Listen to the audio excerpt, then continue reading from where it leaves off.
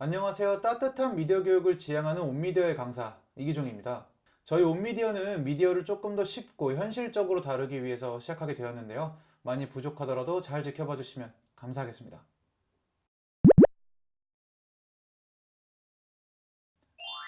네, 지난 시간에는 SNS의 개념과 그리고 페이스북에 대해서 알아봤는데요. 이번 시간에는 인스타그램, 그리고 네이버 밴드, 카카오 스토리에 대해서 한번 알아보려고 합니다. 인스타그램에 대해서 먼저 알아보면요. 인스타그램은 2010년 10월에 시작을 해서요. 월 평균 사용자가 약 10억 명, 그리고 기업 가치가 1000억 달러 정도에 도달을 했습니다. 인스타그램의 어원은 즉석 카메라라는 인스턴트 카메라와 그리고 보내다, 전송의 의미를 가지고 있는 텔레그램이 합쳐져서 만들어진 겁니다. 그래서 이름 그대로 사진을 최대한 빠르게 공유하는 게 목표고요. 그렇기 때문에 인스타그램의 대부분의 기능들은 이미지, 그러니까 사진과 뭐 동영상 같은 것들을 최대한 빠르게 올릴 수 있는데 최적화가 되어 있습니다. 좀 쉽게 설명을 드리면 이미지를 업로드하고 그걸 통하여 친목을 하는 어플이라고 생각하시면 될 것 같습니다. 인스타그램이 런칭을 한 초기에는요, 여러 장의 사진을 올릴 수 있는 게 아니라요, 지금처럼 그냥 단 한 장의 사진만 올릴 수 있게 되었습니다. 그래서 사람들이 좋아요를 많이 받기 위해서 사진을 골라서 딱 한 장의 사진만 올리게 됐죠. 그렇다 보니까 자신이 해외에 놀러 갔다거나 아니면 어떤 특별한 경험을 한 그런 사진들만 올라가게 됐고, 그런 사진들은 전문적이고 미학적인 부분을 품게 돼서 그냥 일상을 공유한다는 그런 소소한 인스타그램의 어떤 모토와는 조금 다른 길을 걷게 됩니다. 약간 어플 자체가 조금 많이 무거워지는 그런 느낌이 들게 된 거죠. 근데 스토리라는 기능을 도입하게 되면서 이러한 문제들을 점점 해결하게 됩니다. 스토리는요, 본래는 자신의 피드에 동영상과 사진을 공유할 수 있게 되었지만, 스토리 같은 경우는 어플 상단에 자신의 사진과 동영상을 24시간 동안 공유할 수 있는 기능을 이야기합니다. 이 24시간 동안 공유한다는 건 어떤 걸 의미하냐면요, 24시간이 지나고 난 뒤에는 그 게시물이 사라진다는 것을 이야기해요. 그렇기 때문에 많은 이용자들이 부담 없이 자신의 소소한 일상들을 공유할 수 있게 된 거죠. 그리고 또한 보통의 게시물 같은 경우는 좋아요나 댓글로 소통을 할 수 있게 되어 있는데, 이 스토리 같은 경우는 직접 사용자에게 메시지를 보내는 방법으로 소통을 할 수 있게 됩니다. 그렇기 때문에 스토리를 통해서 자신의 소소한 일상을 공유하고 다른 사람과 소통할 수 있게 되고, 자신의 피드에는 멋진 그런 사진들로 가득 채울 수 있게 된 거죠. 또한 2017년에 여러 장의 사진들을 업로드할 수 있는 업데이트를 하기 시작하면서 일상을 공유한다는 인스타그램의 모토를 지킬 수 있게 됩니다. 인스타그램에 관련된 큰 사건 중에 하나는 바로 인스타그램이 페이스북에 인수된 것을 들 수 있습니다. 약 한 2012년도쯤에 페이스북이 인스타그램을 10억 달러에 인수하게 되었는데요. 굉장히 엄청난 성견지명이었다고 하죠. 왜냐면 지금 그 100배의 가치로 뛰었고, 그리고 또한 월 사용자가 약 10억 명에 달하기 때문입니다. 현재 젊은 연령층 사이에서는요, 페이스북보다 인스타그램을 더 많이 사용을 합니다. 저는 그 이유가 페이스북의 뉴스피드 기능과 그리고 바이럴 마케팅 때문이라고 생각을 해요. 지난번에 말씀을 드렸겠지만, 뉴스피드라는 게 무엇이냐면, 제가 만약에 게시물에 좋아요를 누르게 되면 그게 제 친구들에게도 노출되는 방식을 이야기합니다. 그런 운영 방식을 이야기해요. 그렇기 때문에 바이럴 마케팅에 굉장히 적합하다고 말씀을 드렸을 겁니다.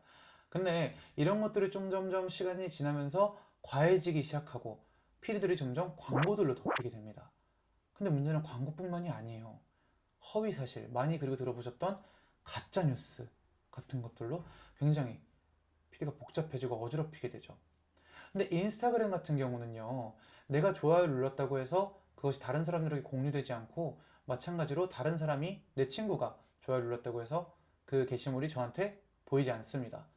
또한 그뿐만이 아니라 제가 팔로우한 계정만 볼 수 있기 때문에 피드가 전혀 어지럽혀질 일이 없었죠.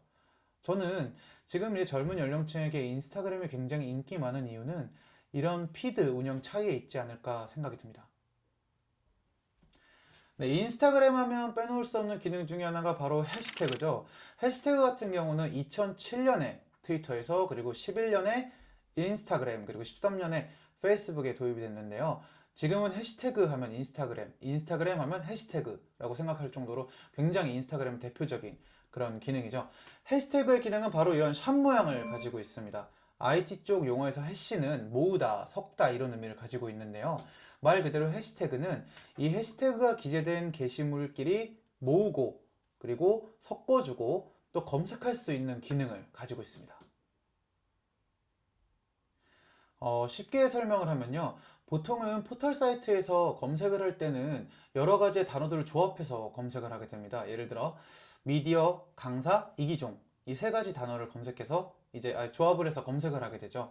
근데 첫 페이지나 아니면 좀 뭐 1, 2페이지 정도 같은 경우는 이 세 가지 단어를 다 포함하는 게시물을 보여주지만요. 페이지를 넘기면 넘길수록 각 단어들만 포함하는 게시물을 보여주게 됩니다. 뭐 이기종이라거나 아니면 미디어라거나 아니면 강사라거나 이 한 단어만 포함하는 게시물을 보여주게 되는 거죠. 근데 해시태그는요. 이 해시태그를 기재를 할 때는 해시태그 기호 옆에 띄어쓰기 없이 단어들을 기재하게 됩니다. 그리고 또한 특정 해시태그를 포함하고 있는 게시물을 만약에 검색을 할 때는 마찬가지로 띄어쓰기 없이 단어들을 써서 검색을 하게 되는 거죠. 그렇기 때문에 포털 사이트에서 사용했던 그 검색 방법보다 좀 더 정확한 정보를 가지고 있는 게시물들을 바로 찾고 유용하게 쓸 수가 있는 겁니다. 페이스북에서는 해시태그 없이 검색하는 기능을 이렇게 도입했지만요. 아직도 인스타그램은 해시태그를 통한 검색을 고집하고 있죠. 그렇기 때문에 만약에 인스타그램을 사용하실 생각이 있다면 제 생각에는 해시태그에 대해서 알아보고 가시는 편이 좋을 것 같네요. 자, 정리와 함께 어떤 목적을 가지고 있을 때 이 인스타그램을 사용하면 좋을지 한번 이야기해 보도록 하겠습니다. 자, 인스타그램은요, 일상을 공유한다는 모토로 시작을 해서요, 사진과 동영상을 서로 공유하면서 이제 많은 사람들과 소통을 하고 친목을 나눌 수 있는 SNS 서비스로 발전을 했습니다. 또 대표적인 기능으로는 해시태그, 그리고 스토리가 있다. 뭐 이 정도만 아시면 될 것 같고요. 그리고 최근에는 카페나 음식점에서 홈페이지 대신에 인스타그램을 운영하고 있어요. 왜냐면 이미 플랫폼은 갖추어져 있고 말씀드렸던 것처럼 이미지 기반의 SNS이기 때문에 자신들의 상품, 뭐 카페로 따지면 커피나 디저트, 그리고 뭐 음식점으로 따지면 음식 이런 것들을 확실하게 노출시키고 보여줄 수 있기 때문이죠. 또한 이제 많은 사람들은 맛집을 검색을 할 때 포털 사이트가 아닌 인스타그램의 해시태그를 많이 사용합니다. 그렇기 때문에 만약에 홈페이지를 운영하실 생각이 있다면 그냥 인스타그램으로 시작하는 것도 저는 괜찮다고 생각을 해요. 이 의미는 그리고 또 페이스북에서 바로 바이럴 마케팅이 성지인데 페이스북에서 이제 인스타그램으로 옮겨가고 있다는 것을 바로 의미를 합니다. 그렇기 때문에 인스타그램을 사용하실 분들은 반드시 이걸 참고하시면 좋을 것 같습니다.